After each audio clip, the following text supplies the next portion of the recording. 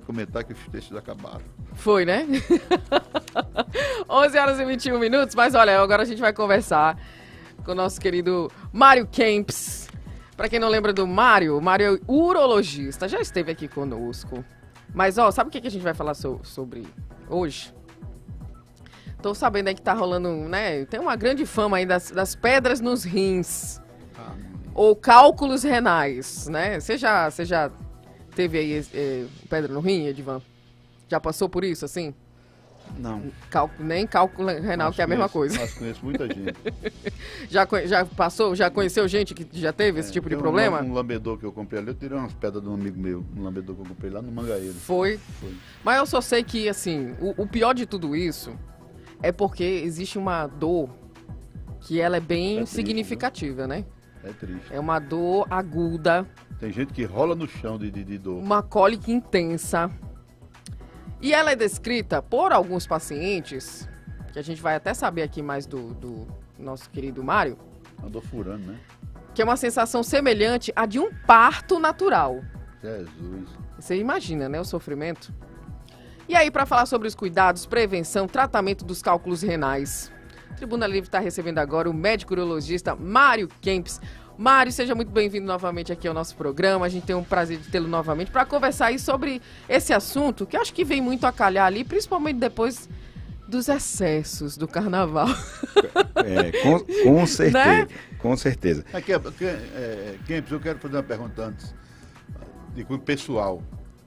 Esse seu Kempis é argentino, é homenagem àquele jogador? Seu pai é argentino? Não. Meu nome é uma história. Eu nasci no dia da decisão da Copa de 78. Olha aí. Olha aí. Eu nasci no dia da decisão da Copa de 78. E meu pai disse: eu vou colocar o nome do meu filho em homenagem ao artilheiro da Copa de 78.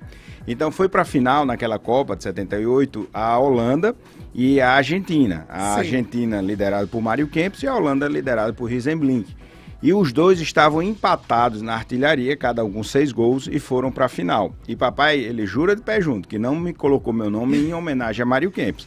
Ele colocou meu nome em homenagem ao artilheiro da Copa de 78, que foi Mário Kempis. Poderia você estar entrevistando agora o doutor Brinquim, né? Porque o que estavam concorrendo com o Mário Kempis era Rizenbrink, que era o goleador da Holanda. Aí Mário Kempis, nessa final, fez 2 gols. A Argentina empatou de 1-1 no tempo normal e para prorrogação ganhou 2-0. O jogo no final foi 3-1. Mário Kempis fez 2 gols e graças a Deus deu sorte. E aqui tá Mário Kempis, senão tá o doutor Rizenbrink aqui, né? E ele disse que não tinha quem tirasse. Eu pergunto à mamãe se ia deixar me colocar esse nome. Ela disse: meu filho, seu pé é teimoso. Ia fazer o quê, né? Ia fazer o quê? Mas meu nome é em homenagem a Mário Kempis, artilheiro da Copa de 78, sim. É verdade. Só para dar uma esclarecida, vocês estavam falando, eu como médico não posso ficar escutar as coisas. Sobre as vacinações, as pessoas têm que ter ideia que as coisas mudam, tá? Então a gente tem que dançar de acordo com a música. A febre amarela é uma doença que estava praticamente erradicada na região nordeste, na região sul, centro-oeste do país.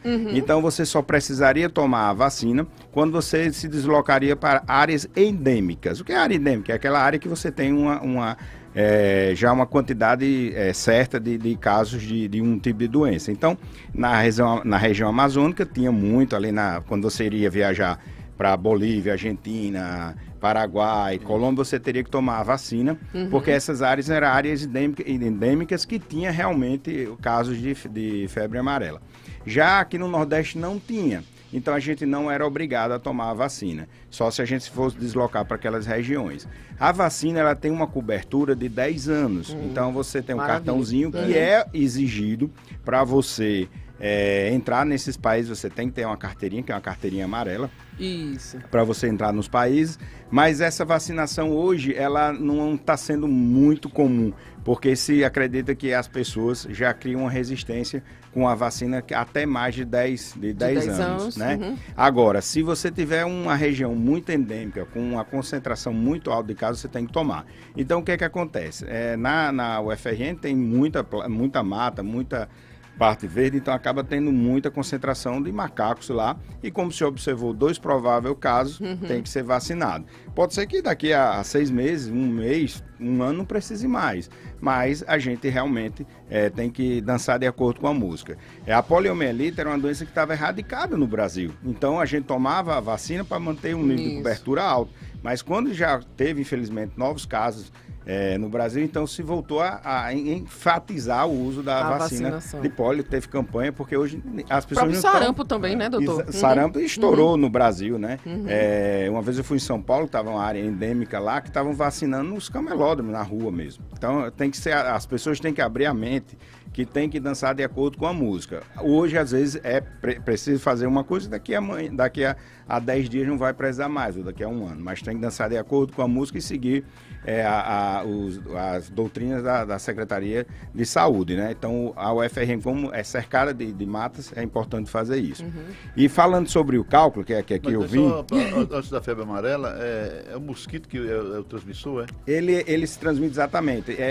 Tem uns Pica patógenos, pica quando o macaco tem a doença, né, e passa para o ser humano. Então ele é um vetor, né? Ele é o hospedeiro e o inseto é o vetor, né? O mosquito, né? E mais uma vez o mosquito aí dando as caras, né? A gente tem que exato, combater aí. Exatamente. Muito. Hoje a gente falando da zika, da chikungunya, da própria tudo dengue, é tudo mesmo vetor, né? O Aedes. Sim, Amanda, mas falando sobre a questão de cálculo Voltando renal, aqui para o nosso assunto, mas agradecendo os esclarecimentos, que a gente estava na dúvida aqui, professor. Mas falando sobre cálculo renal é uma doença muito comum, atinge aproximadamente 30% da população em algum momento da sua vida, é uma doença muito comum. Geralmente é uma doença crônica, que você, quando tem 1, tem 2, quando tem 2 vai ter 10, quando tem 10 tem 1000. Muito está relacionado com a questão genética. As medidas comportamentais, elas influenciam no mais ou no menos, mas não influenciam em quase poucas situações em ter ou não ter. E é uma dor que eu dou um diagnóstico de cálculo renal olhando de longe. Por quê? Porque é uma dor extremamente forte. Os pacientes que têm cálculo renal costuma dizer que é uma dor que você tem eminência de morte. Você falou que é uma dor parecida com a dor do parto? Não. As mulheres que tiveram parto normal costumam dizer que a dor do cálculo dói 2 vezes mais. Nossa, é pior do que a dor do parto. Meu então, Deus! É muito comum você estar fazendo anamnese, conversando com uma paciente e perguntar essa dor foi mais forte que a dor do parto? Não, doutor, eu prefiro 10 meninas a sentir uma dor dessa. Nossa. Então é uma dor muito forte e é uma doença que aqueles pacientes que têm a tendência a ter o cálculo, eles têm que acompanhar com o urologista, porque a gente não consegue, ou consegue muito pouco, evitar que se forme o cálculo, mas a gente consegue tratar o cálculo para que não tenha esse problema. Porque realmente quem tem uma crise vai ter 2, vai ter 10. Então ele precisa realmente ir rotineiramente ao seu médico para fazer. Porque se tiver um cálculozinho pequeno, você já resolve e evita todos os outros problemas, que são a dor, a obstrução do rim, a perda do rim, às vezes infecção generalizada, às vezes hemodiálise e até a morte, né? Então os pacientes têm que ter na cabeça que se teve uma crise, tem que fazer o acompanhamento. Evolui para um câncer? Não, o cálculo renal não dá câncer. O cálculo renal, a pedra, geralmente, ela desce para o canal da urina, porque nós temos o rim, nós temos o ureter e a bexiga. Então, o rim, essa pedra, desce para o canal da urina, que é o ureter, obstrui o canal da urina, e aquilo ali faz com que o rim trabalhe sobrecarregado, e isso faz com que o rim tenha a sua perca. Lembrando que cálculo renal não é lateralidade, ele é bilateral. Então, você pode ter lado direito, pode ter lado esquerdo, e às vezes você tem um cálculozinho, top lá um rim, você não cuida, perde seu rim, depois outro cálculozinho vai para o outro lado, obstrui seu rim, você perde o rim, você vai para hemodiálise. Mas não dá câncer, mas pode levar a infecção generalizada. Primeiro, que a dor é insuportável, ninguém aguenta. E segundo, pode levar você a ter uma infecção. As mulheres com infecção, quando tem associado à obstrução do rim, a letalidade, a mortalidade é muito grande. E assim, mata do dia para a noite. Você hoje está boazinha, a meio-dia está com calafrio, à noite está entubada, no dia morre. Então, é uma doença que, quando está associada à infecção, é extremamente grave, tem que operar com urgência, senão morre mesmo. E sem falar da perda de rim, que vai levar você a hemodiálise, que também é uma qualidade de vida péssima, você depender de uma máquina para poder viver, né? Água. Água. Bom, vamos falar sobre as medidas. Vou meus gordinhos. O que é que a gente pode fazer para diminuir a incidência de cálculo? Como eu estou falando, 95% dos cálculos é alteração genética mesmo, são alterações metabólicas que você não vai conseguir mudar. Isso. Agora, o que você faz da sua vida vai fazer você ter mais cálculo ou vai fazer você ter menos cálculo? Então, um exemplo, se você mantém o seu peso, faz atividade física, toma bastante líquido, não abusa no açúcar, não abusa no sal, não abusa na gordura, se você não prende xixi, se você faz atividade física, tudo isso vai fazer com que você tenha menos cálculo. E ao contrário, se você faz tudo isso, vai fazer com que você tenha mais cálculo.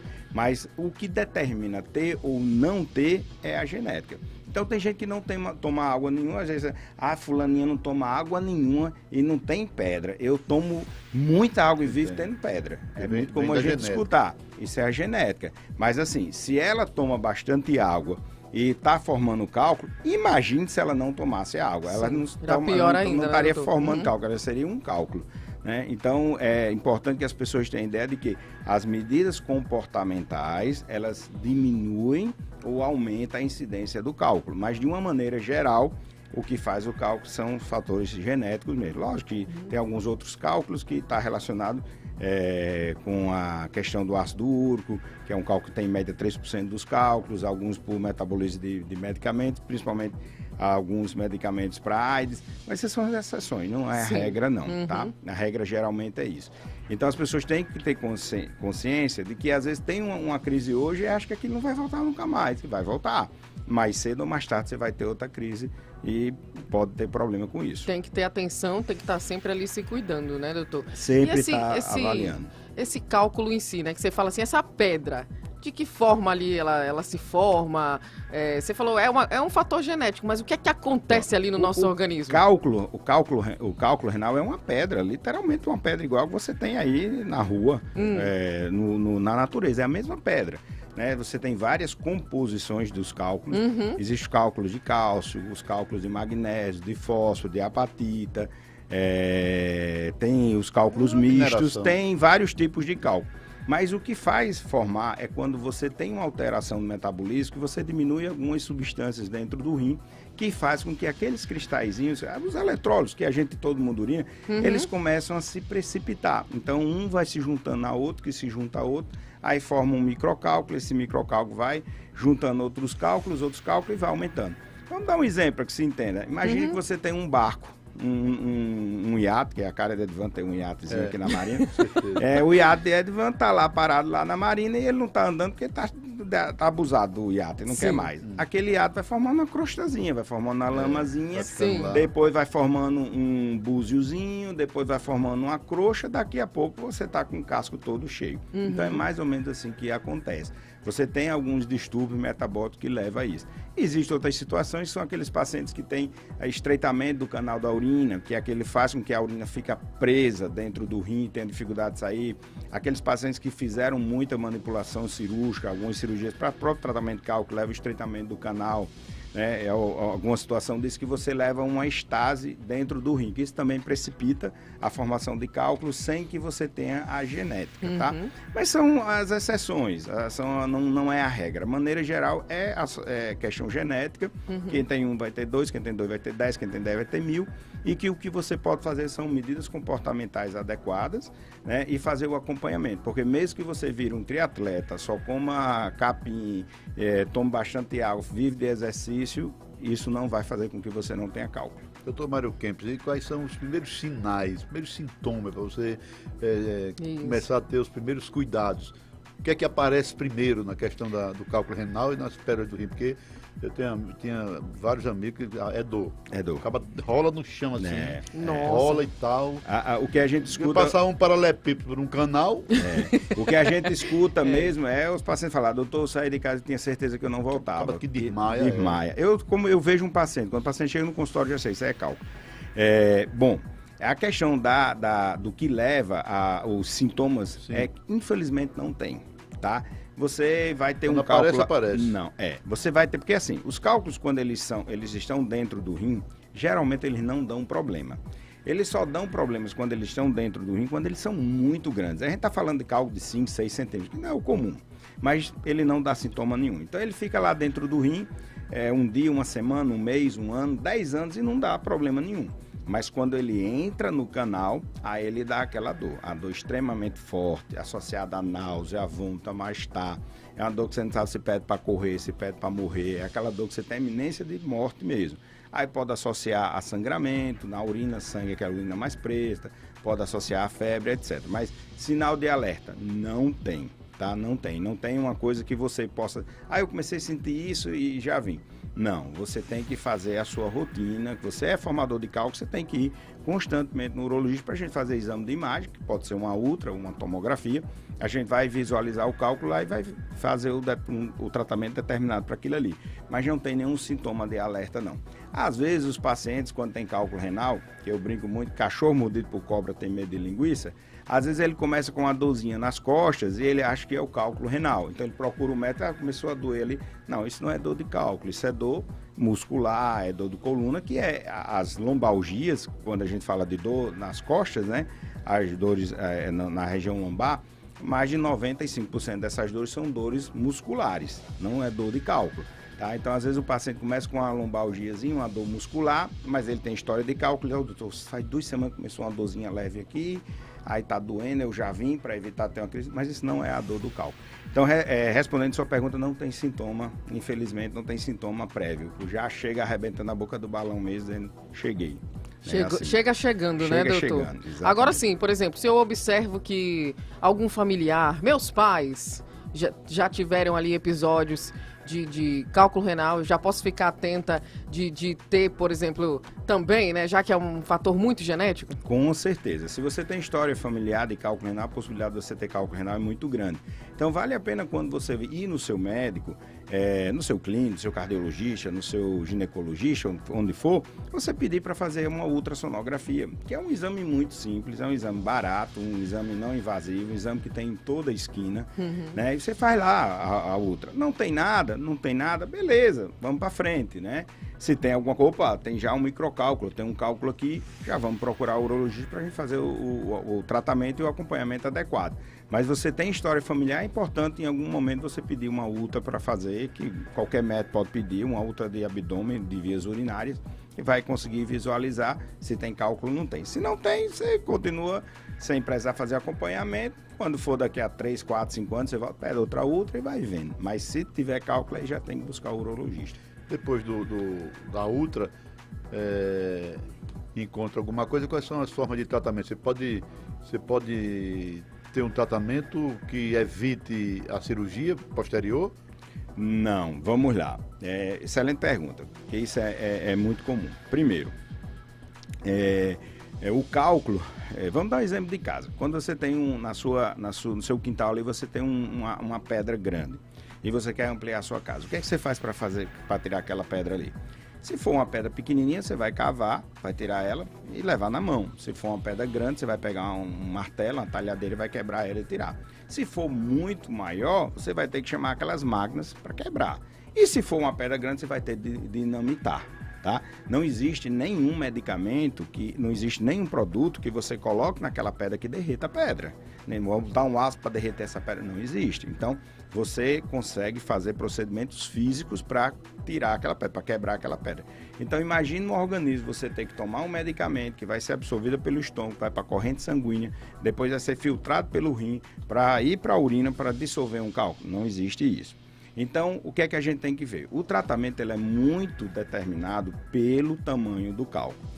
Quando o cálculo é menos de 0,5 milímetros, ou seja, meio centímetro, de meio centímetro a 7 centímetros, a 7 milímetros, o tratamento é expectante. É tomar bastante líquido e aguardar que a possibilidade desse cálculo sair espontaneamente é de 95%. A possibilidade de você botar esse cálculo para fora, pode sentir uma dorzinha mais forte, uma dorzinha mais leve, mas a probabilidade de você botar o cálculo é muito grande, chega a 95%.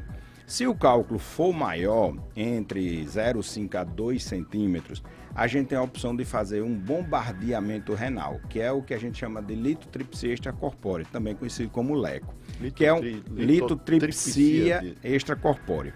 né? Que é o bombardeamento, que é um procedimento que a gente faz faz uma sedação no paciente, o paciente dorme, a gente coloca uma maquinazinha nas costas dele, essa máquina vibra, à medida que ele vibra, propaga uma onda de choque e vai bater lá no cálculo e quebrar o cálculo. Então eles bagaçam os cálculos e o paciente coloca o cálculo para fora. Mas esse procedimento tem suas limitações. Um exemplo, paciente gordo, você não consegue chegar no rim. Ele tem que ter uma distância entre o cálculo e a pele de 10 centímetros. O paciente muito gordo, não consegue, a máquina não tem efetividade. Às vezes você tem um cálculo muito duro, né? E que não vai conseguir quebrar, né? Então é como você tem uma furadeira para furar uma parede. Pegou na parede mole, vai furar, mas se pegar num pilar, pegar numa parte de concreto, não vai quebrar. Então, o bombardeio ele é indicado para cálculos de 0,5 até 2 centímetros e cálculos moles, né, com pacientes não tão gordos.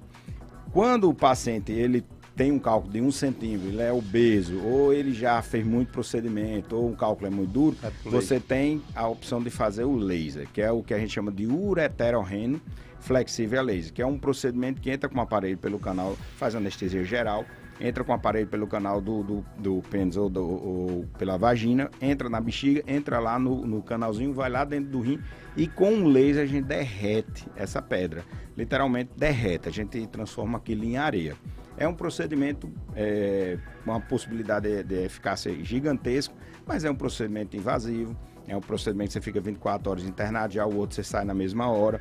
É um procedimento que você vai ter que usar um duplo J, que é um catetezinho, quando a gente faz essa cirurgia de um rim, a gente coloca, que incomoda um pouquinho. Então é um procedimento mais chato, mas é um procedimento que tem uma efetividade bem maior do que o bombardeio renal, né? Quando a pedra é muito grande, tem mais de 2 centímetros, quando a gente fala uma pedra de 4, 5 centímetros, 3, 4, 5 centímetros, a gente pode fazer uma cirurgia que fura as costas, que é uma cirurgia chamada nefrolipopercutânea, que a gente faz um furozinho nas costas, entra com uma câmarazinha dentro do rim e lá a gente vai derreter a pedra, que é muito parecido com outro procedimento, só que agora a gente consegue entrar com um aparelho bem maior, a eficácia é bem melhor do que é o aparelho fininho, que é o que a gente consegue entrar pelo canal da urina. E quando você tem, a gente já no meio da gente, a gente já não faz mais isso, né? Uma cirurgia ultrapassada, mas aquelas pessoas mais velhas fizeram muito isso, que é a cirurgia aberta, né? Que é a cortada para tirar. Hoje não existe mais. Tá? Ninguém faz mais isso, mas a turma mais antiga já fez muito, que era o que se tinha na época para fazer, né? Isso quando tem a pedra dentro do rim.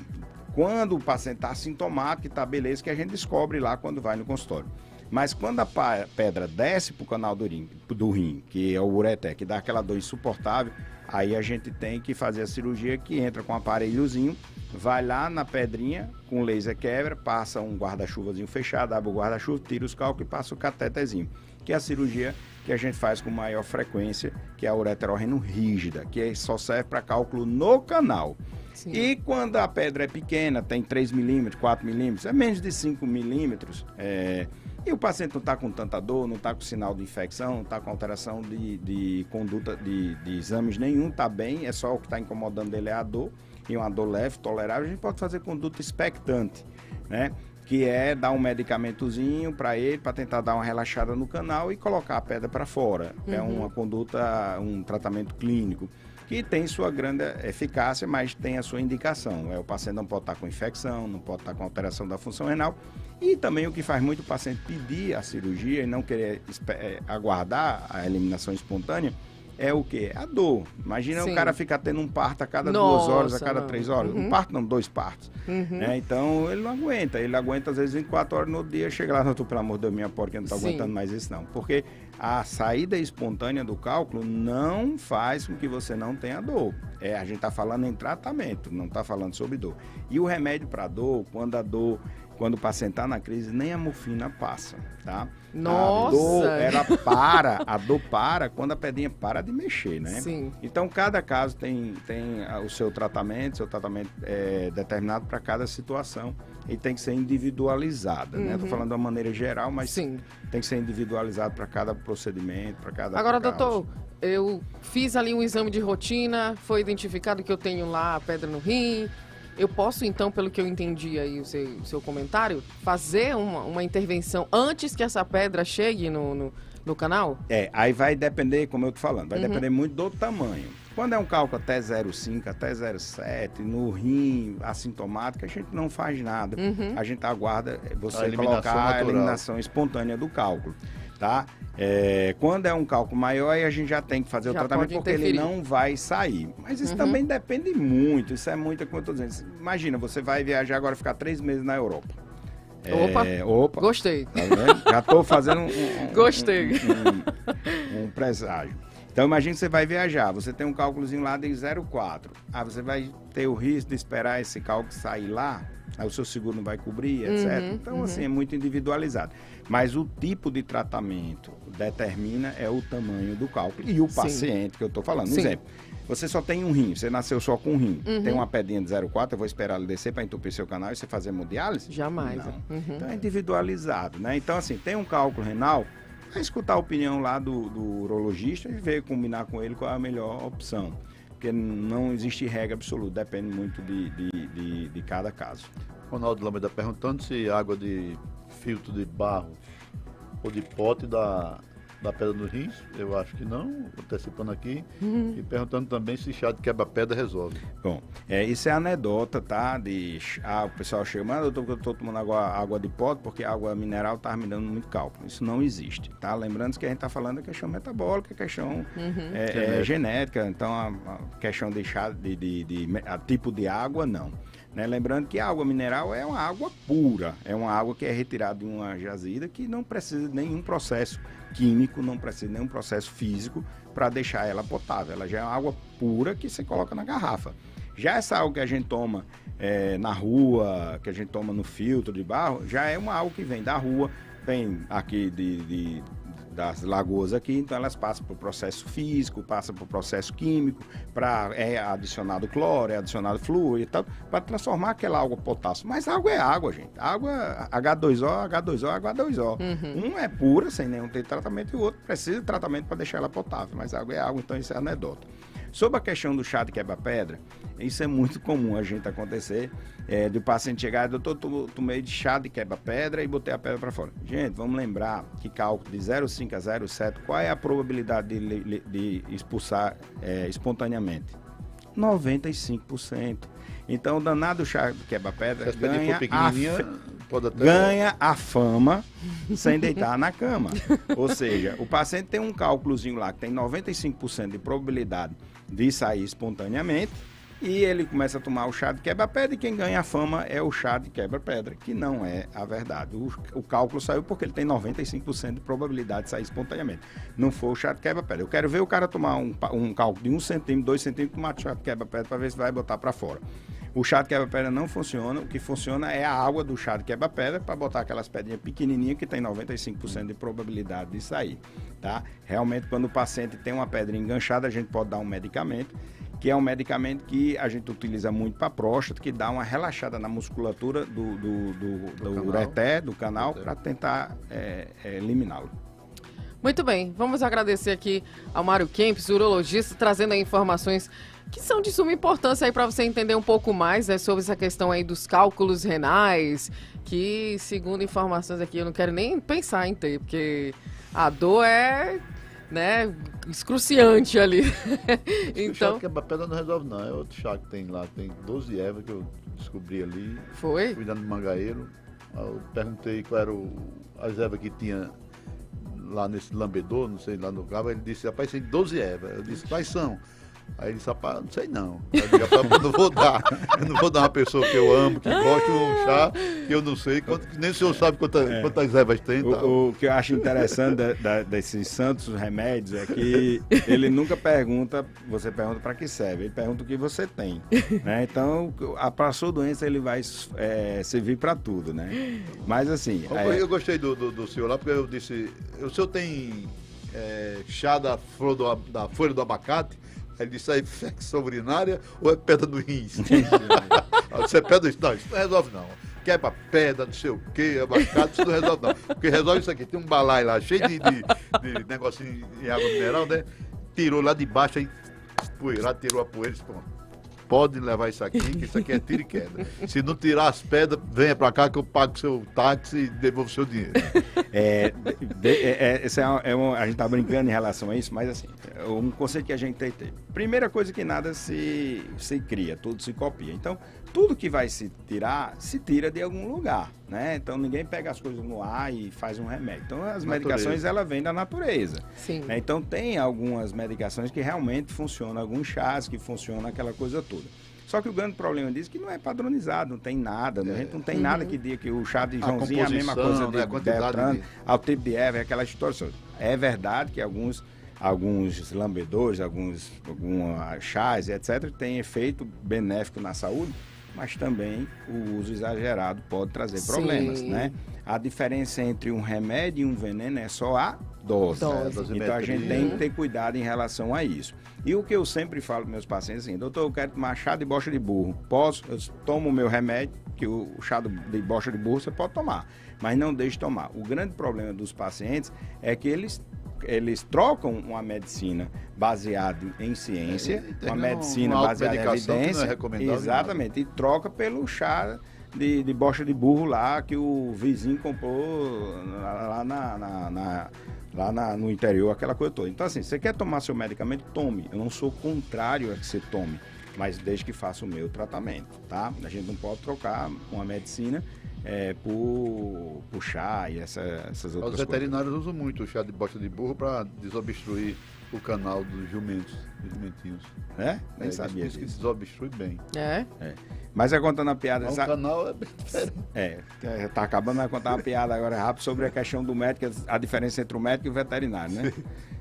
Não, nada, brincadeira, viu, aos veterinários aí. Chegou um paciente, né, e disse pro médico, você não sabe de nada. Você fica arrogância, prepotência, querendo achar que sabe de tudo. Você chega e pergunta aqui aonde dói, como dói, o que é, o que não é, a gente responde tudo. Médico de verdade é o veterinário, que olha assim pro cavalo, dá um remédio, e o cavalo não diz onde dói, nem desde quando tá doendo, nem de nada. Aí o médico olhou pra ele assim, olhou pra ele e disse, toma esse remédio. Aí ele disse, mas tu não vai perguntar nada? Eu disse, não, se você não melhorar com 5 dias, eu lhe sacrifico. Não tem problema. Sei não, viu? Olha, só sei, doutor, que teve gente aí nesse carnaval que ficou tomando chá de espinheira santa aí. Foi também. Né? Pra dar um alívio no... Foi uma profissional que recomendou aqui, sentada no Mário Kempis, tá? Foi. Espinheira santa, porque reveste o fígado, vou te dar um... Eu vou te dar um chá. Vou te dar um chá. Doutor, mais uma vez, muito obrigada, viu, pela sua presença aqui no nosso programa. A gente agradece demais todos os esclarecimentos que são sempre de suma importância pra gente entender mais um pouco do nosso corpo, de tudo que acontece e procurar ajuda sempre, que é importante, né? Muito obrigada. Eu que agradeço o convite, estou à disposição sempre. Gente, 11h53, vamos correr pro intervalo comercial que eu tô devendo, né?